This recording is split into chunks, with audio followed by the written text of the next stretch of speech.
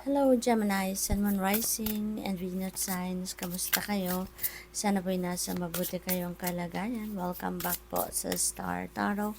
Kung bago kayo rito, welcome din kayo. Thank you sa inyong support. I truly appreciate it. God bless you all. Gemini, paunang mensahe po ninyo ay 8 of Swords in reverse. Ayan, so this is good kasi you are becoming hopeful sa ngayon sa inyong sitwasyon. Maaring ang iba sa inyo dito is going to be productive na kasi in the past, no, yung parang feeling ninyo restricted kayo, feeling ninyo you don't have the power, 'di ba?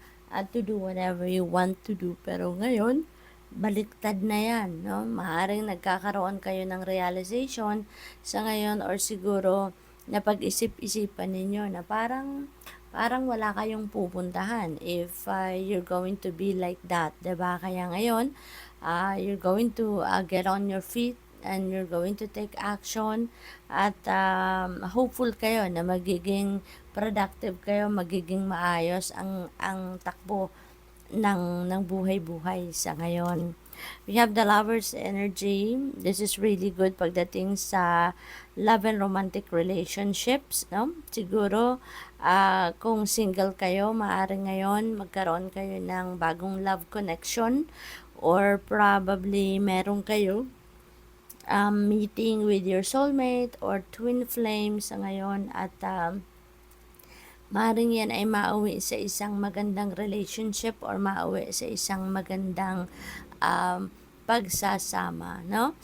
Kung dati naman na kayong nasa relasyon, maaaring ngayon mas magiging harmonious, loving, at mas magiging strong pa ang inyong relationship with your person.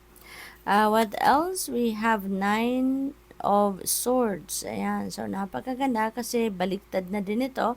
So, you're finally letting go of your anxiety, letting go of your stress, letting go of your worries, no? Kaya ngayon, mas maayos na ang inyong pakiramdam. Maaring makakatulog na kayo sa ngayon. Magiging maluwag na yung inyong isip at dibdib, no?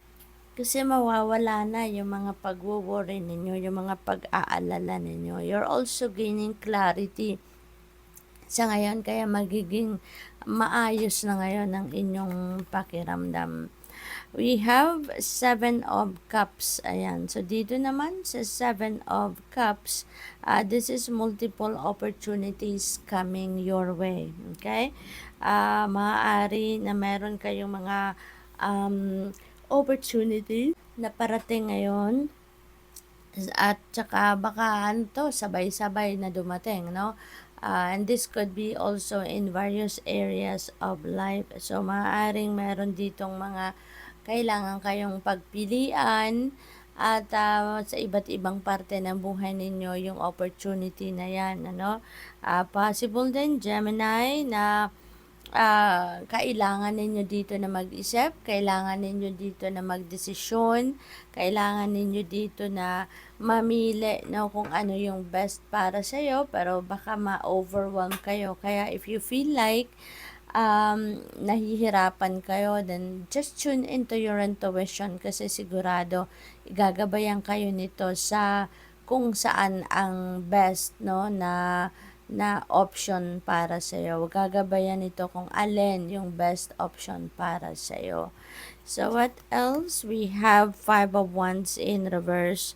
Yan, napakaganda kasi kung meron kayong hindi pagkakaintindihan with a group of people or with another person, sa ngayon magkakaroon na kayo ng solusyon sa hindi ninyo pagkakaintindihan, sa inyong pag-aaway. You may enter a compromise para na mag-meet halfway kayo. So, there will be cooperation na, no? At saka peace. Finally, magkakaroon na din kayo ng peace. Kaya maganda yan na mag-enter kayo into a compromise so that you'd be able to, reconcile. We have 6 of Cups in reverse. Ayan. So, ang iba siguro sa inyo dito, nabobore, no? Maaaring may boredom na nararanasan ng iba sa inyo.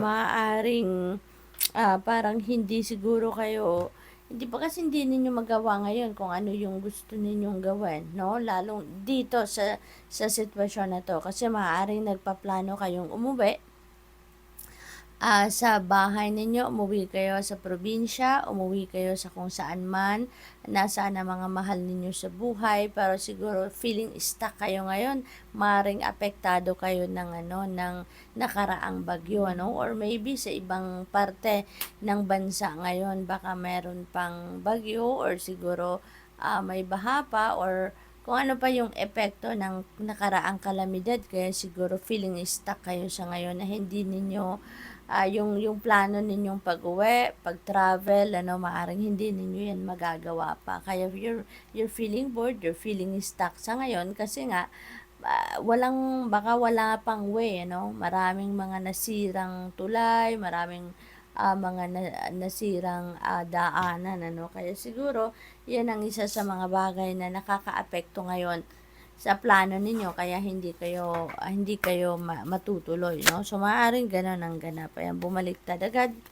We have angel number 33 at angel number 16.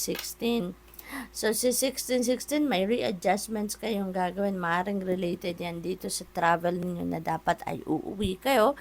You're going to visit your family, pero maaaring kailangan nyo na lang na i-reschedule yan, or siguro you need to adjust, no?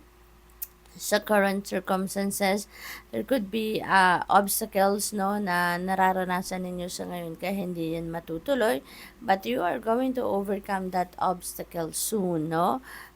There is romantic interest na siguro paparating. We have the lover's energy, so most likely you will be focused on romantic side naman sa buhay ninyo, no? You may be meeting your soulmate sa ngayon. Ayan, and your level of self-control is sufficient to make things right. On the horizon is the possibility of beginning a new romantic or platonic friendship. So, maybe talaga mayroong pagsisimula ng bagong romantic relationship dito or bagong friendship. So, as well as a chance to begin a life anew with a person from the past. From one's past, everything will fall to pieces na. So, tiyaga lang, no, Gemini, kapit lang, tiyaga lang, pasasaan ba, things will fall to pieces. So, we have angel number 33, keep your hope and faith alive, be optimistic, no, wala namang obstacle na hindi natin nalalagpasan, walang problema na hindi nasusolusyonan, kaya umasa lang kayo for the best possible outcome. Magbabago din ang inyong sitwasyon for the better. So, there is success, prosperity coming your way. Sabi dito, the problems you have today will eventually disappear, no? Mawawala din yan. Malilipas din yan. Your guardian angels encourage you to maintain a positive outlook on life since your luck may be about to change. It is time to put to use your captivating energy and inspirational personality. So don't let your ego get the best of you, okay? So thank you for watching Love and Light. Namaste.